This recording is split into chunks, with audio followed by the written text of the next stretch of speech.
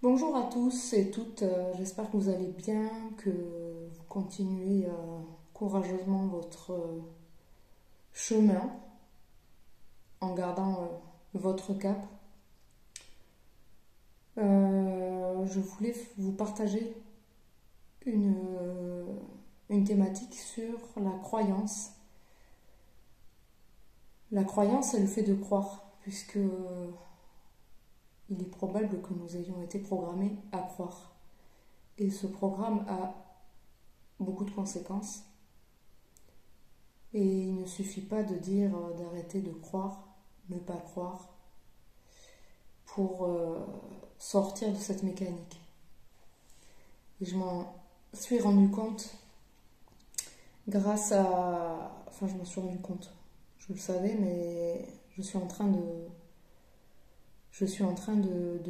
déployer mon regard par rapport à cet aspect dans des plans que je n'avais pas encore vus de cette manière. Grâce à un parcours de formation que je fais depuis octobre, qui est accompagnement de projet via l'intelligence du corps.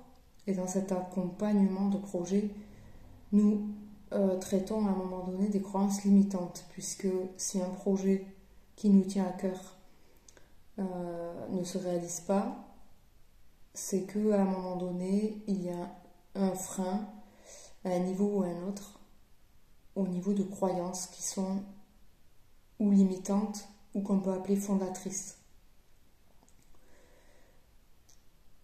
Ce processus, je le vis aussi pour moi dans le cadre du stage et ça m'a permis de mettre en évidence une croyance, intrinsèque, limitante, mais surtout donc fondatrice et donc tellement cristallisée à l'intérieur de moi, à un niveau tissulaire, cellulaire, que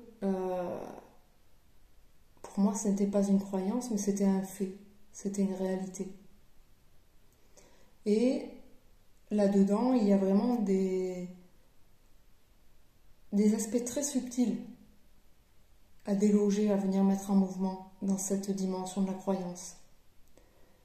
On a beaucoup entendu le conseil de ne pas croire, mais s'il suffisait de le dire,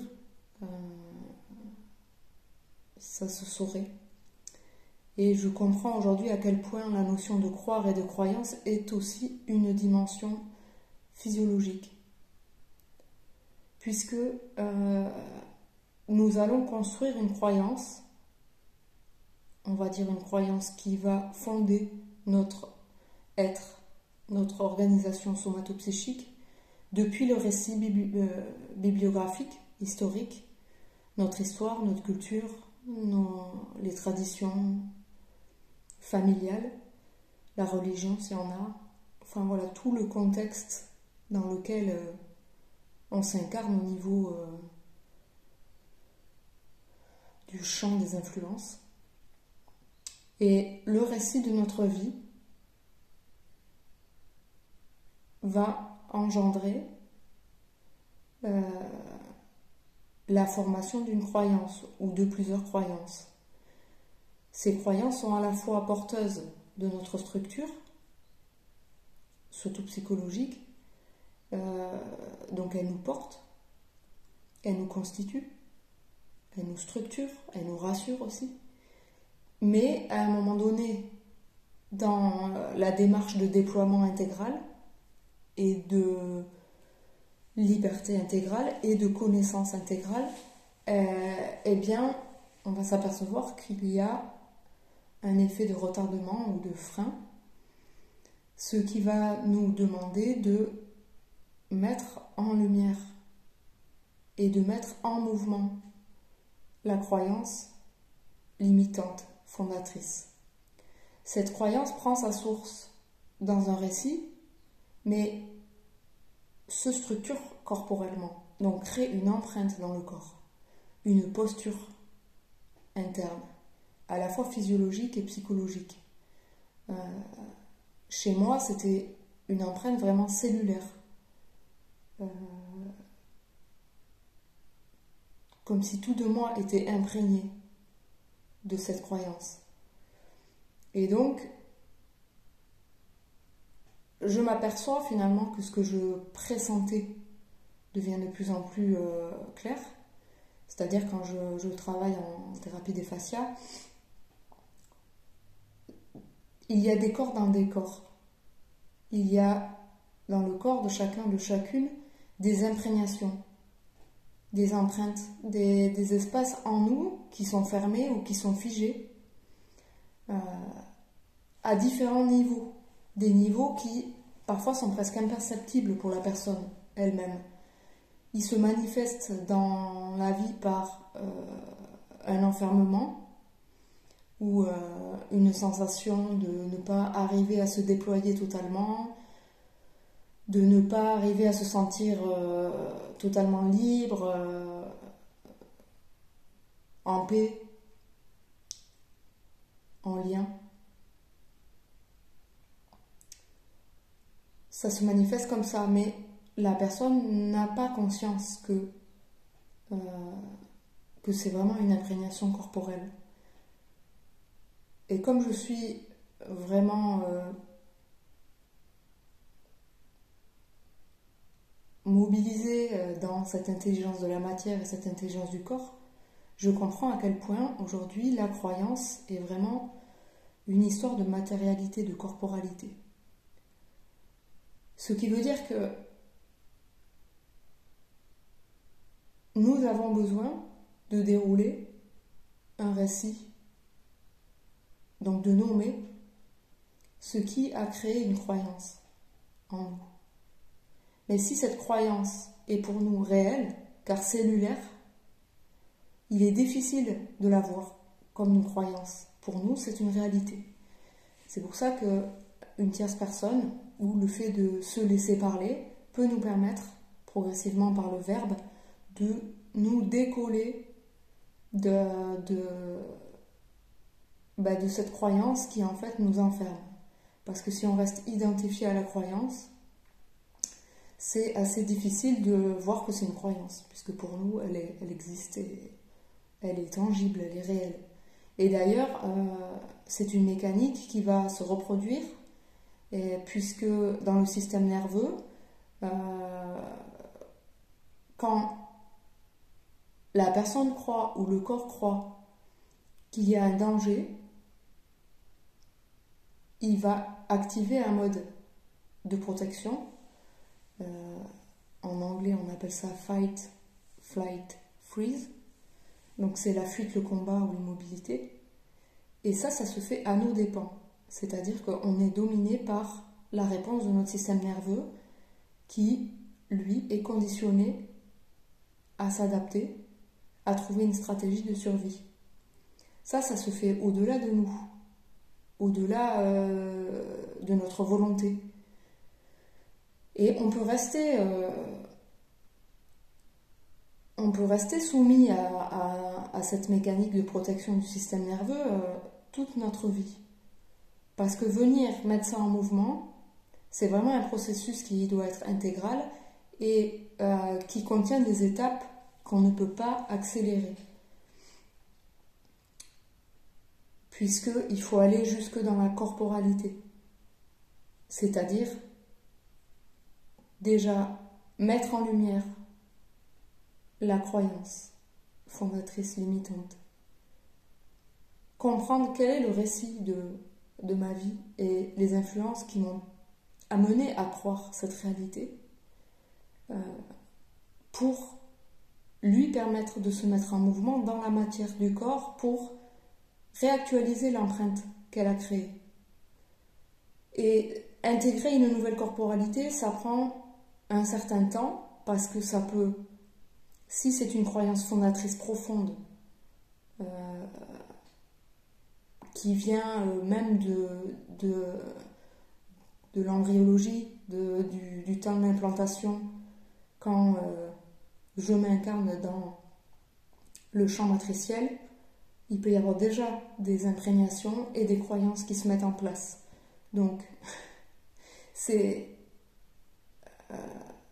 quand même un degré de profondeur à atteindre, qui n'est pas si évident.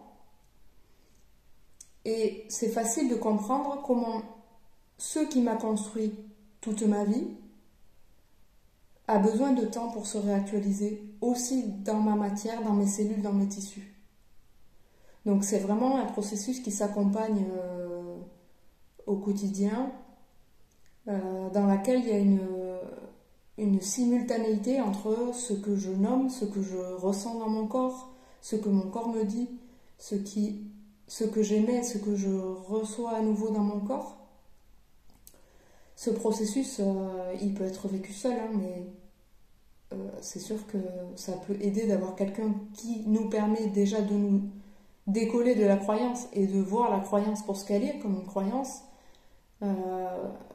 parce que c'est une étape fondamentale et c'est pas toujours évident de réaliser que c'était une croyance. Encore une fois, même moi, à travers ce processus, j'ai pu mettre en lumière des informations vraiment fondamentales et je n'aurais jamais imaginé à quel point c'était incrusté dans mes cellules, incrusté dans mes tissus. Et je suis encore dans ce temps d'intégration et de réactualisation parce que c'est tellement inscrit en moi depuis le début de mon incarnation, voire même avant, que le temps que ça se mette en mouvement, ça se réactualise, ça se réorganise et que je puisse intégrer une nouvelle corporalité, j'ai besoin de temps, d'accueil, des étapes, de la mise en mots, de la mise en lumière. Donc cette réalité de la croyance et de l'imprégnation dans le corps, elle est vraiment fondamentale en fait, puisque je m'aperçois que nous avons été programmés à croire à un niveau ou à un autre, et que vivre sans croyance,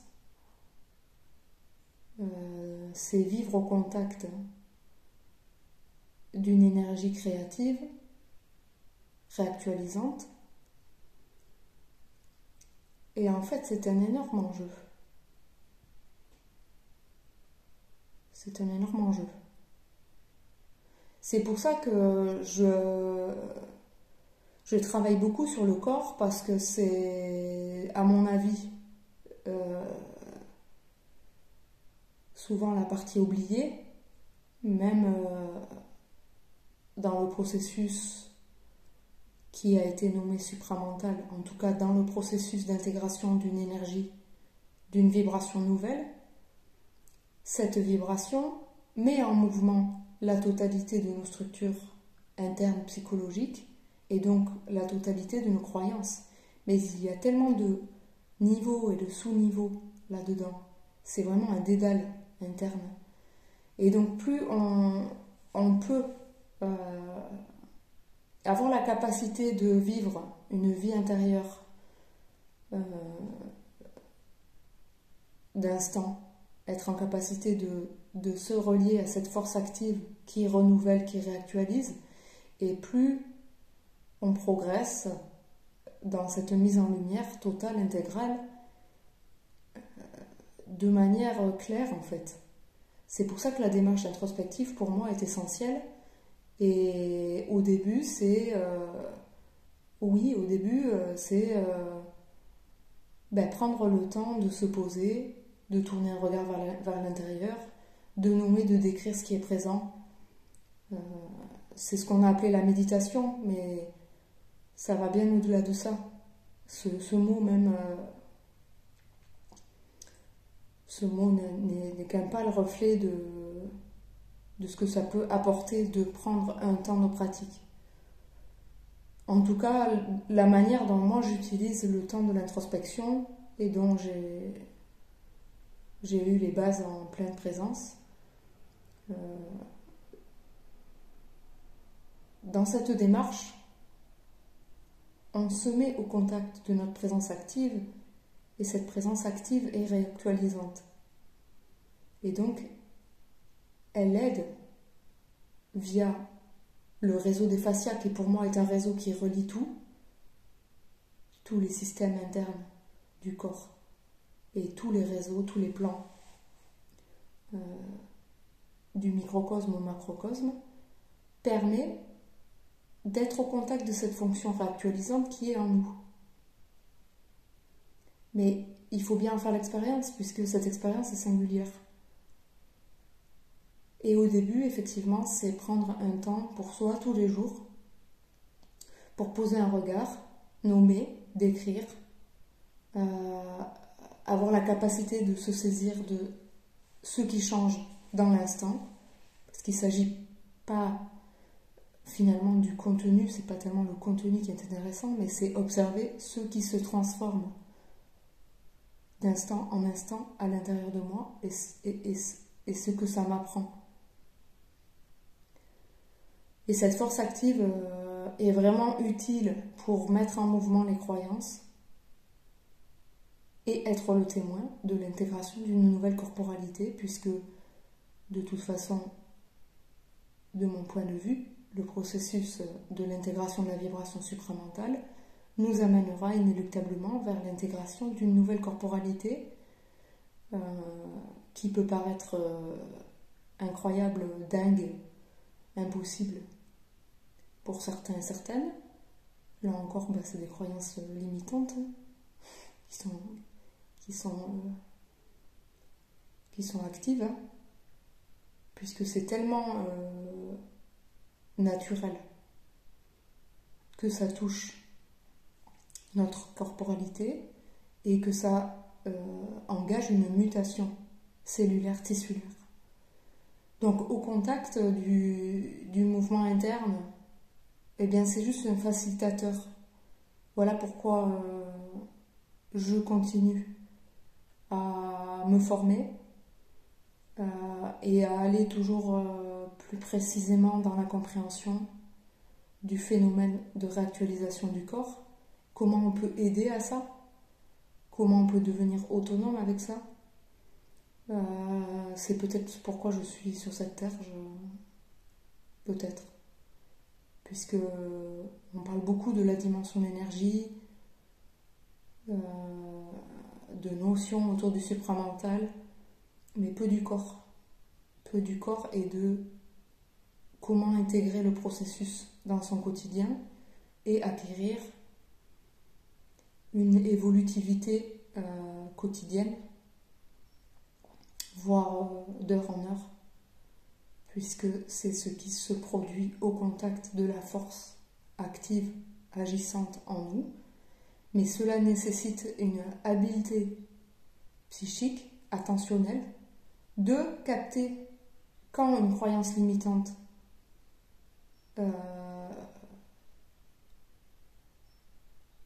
vient contrecarrer la dynamique créative, et peut-être, c'est une hypothèse, quand nous aurons mis en mouvement la totalité des croyances en nous, qu'elles soient fondatrices ou limitantes, ou la totalité des croyances en nous, nous serons, nous habiterons la totalité de qui nous sommes de manière intégrale et réelle. Voilà ce que je voulais vous partager. Peut-être je reviendrai sur le thème s'il y a d'autres choses qui émergent. Voilà. Je vous souhaite une bonne journée. À bientôt.